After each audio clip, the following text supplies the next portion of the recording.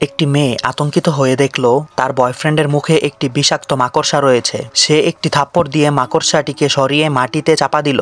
সে ভেবেছিল এর ফলে হয়তো সে ছেলেটির আরো বেশি আদর পাবে। পরের মুহূর্তেই আরেকটি মাকড়সা মেয়েটির গলায় উঠে পড়ে।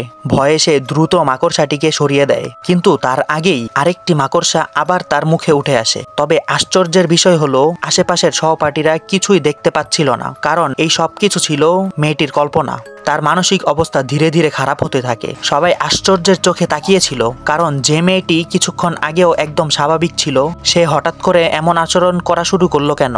এই রহস্যটা কেবল দূরের এক ড্রাগন জানতো। তার কাছ থেকে বোঝা গেল যে মেয়েটির উপর কেউ অভিশাপ দিয়েছে। সে জানতো না যে এর পিছনে কোন নাটকের কারিগর ছিল এক বুড়ি ডাইনি। সেই হাসি খুশি মেয়েটিকে অনেক আগেই ছেলেটি পছন্দ করে ফেলেছিল। তবে শাস্তি পাওয়া মেয়েটির প্রতি ছিল ছেলেটির ভালোবাসা, যার জন্য হাসি খুশি মেয়েটি রেগে যায়। সে প্রতিদিন তাকে নানা উপায়ে হেনস্থা করতে থাকে। মেয়েটি সবকিছু মুখ বুজে সহ্য করত। তখন হাসি খুশি মেয়েটি আবার কোনো উপায় না পেয়ে ডাইনির সাহায্য চায়, যেন মেয়েটির রূপ নষ্ট করে দেওয়া হয়। কে ভেবেছিল যে শুধু একটি ছেলের জন্য এত ভয়ঙ্কর কাজ করতে পারে মেয়েটি।